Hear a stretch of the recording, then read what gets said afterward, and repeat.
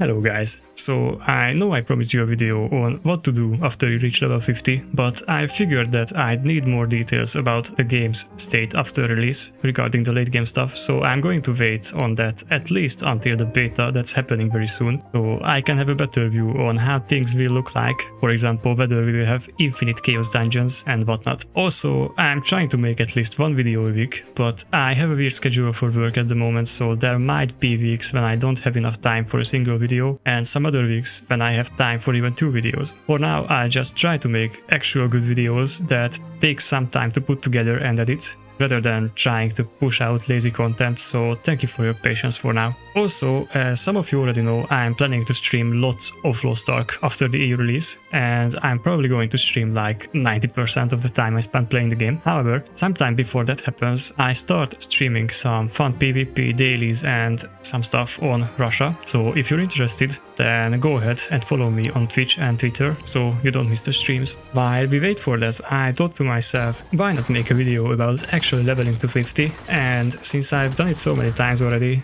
I might as well give you guys some tips so you have a smoother experience while leveling. There are already a lot of videos like this out there, so I'm going to try not to give you guys the most obvious tips and try to have my own take on the topic. That said, I am still going to mention some basic things that everyone should be aware of, so you don't waste your time running back and forth. Tip number 1. Use mobility skills and tripods. So, you keep finding yourself in a situation where you call for your mount, and just as the animation is about to finish, you get hit by a monster, which cancels the animation and you're just standing there like... Every class has at least a couple of skills that are mostly used for mobility, for example dashes and jumps, and they may also have tripods that can extend the range of the skill or even give bonus movement speed after using it. Using these skills to your advantage can save you a lot of time, as you will be running around a lot while doing the main story of the game. A lot of times you can't get on your mount because of monsters trying to hit you even if you dash away from them. By using the right tripods and abilities, you can avoid these situations, so make sure to utilize them to your advantage. Tip number 2. Do all of the quests, but not right away. You feel like the amount of quests is overwhelming and you don't want to do all of them. Well, you don't have to, but you will want to do them eventually.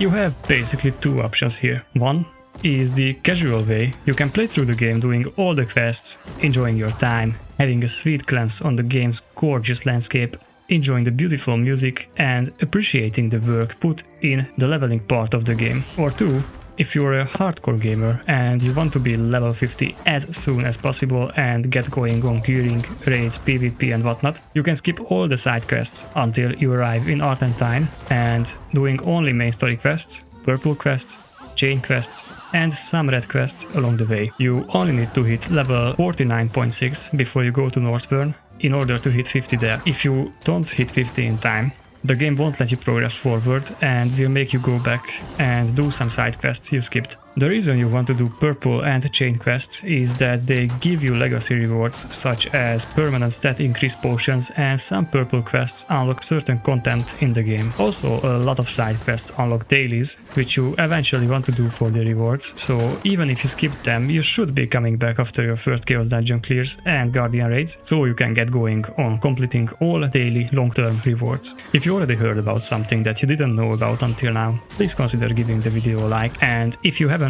I will do my best for the rest of the video to tell you at least one new thing that you haven't heard before. Tip number 3. Do not kill everything you see.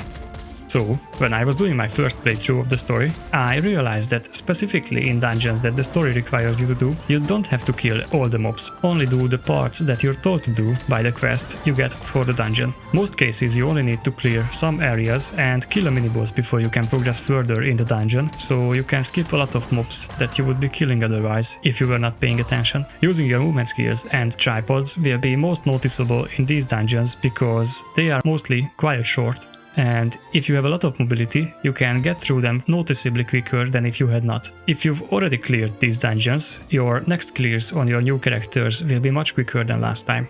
Also a quick tip, you can bind your Song of Return to a short key by dragging it from your songs menu that you can open by pressing F2. When you are done with the dungeon, make sure to press the compass icon next to your quest to see if you can save some time by teleporting to a triport that's closer to your quest location rather than using your Song of Return. You can skip some loading screens this way. Now is a good time to mention that if you have an SSD in your computer, make sure to install the game on that so you can fasten your loading times when switching areas. I also heard of people's games crashing on an HDD and it being fixed once they reinstalled the game on their SSD, so if you're experiencing performance issues or crashes, installing the game on an SSD might be your solution.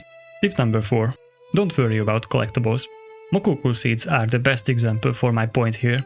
For your first character, you shouldn't really worry about picking up all the seeds you see, because you'll be running into a whole lot of them as there's more than 1,000 of them in the game. Simply by skipping them, you can save a lot of time by leveling, so you can get started on the endgame faster.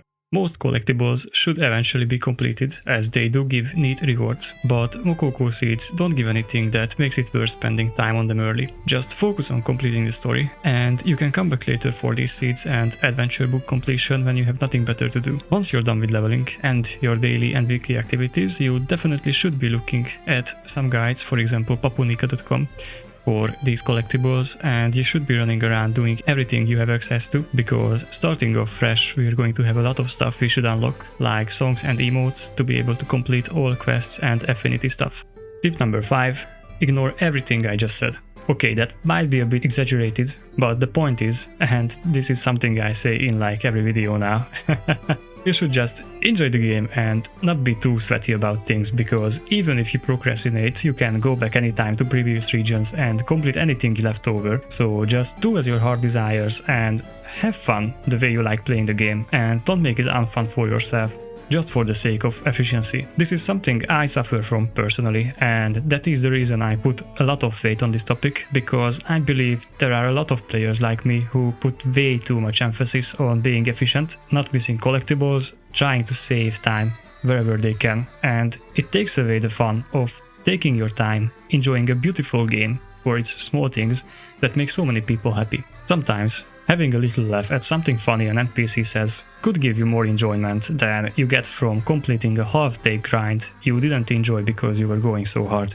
That being said, I'm also one of those people who legit love grinding and sweating for efficiency, so there's like a sweet spot between these two things where you can enjoy trying to be efficient, but also sometimes just stop and enjoy the smaller, nicer thing that exists in the game. I hope you guys heard something new, or at least you got even a bit more hyped for Lost Ark. I know a lot of people besides me who just can't wait to get their hands on the game, and we only have a few more months of waiting, so be patient, stay safe, and I will see you next time.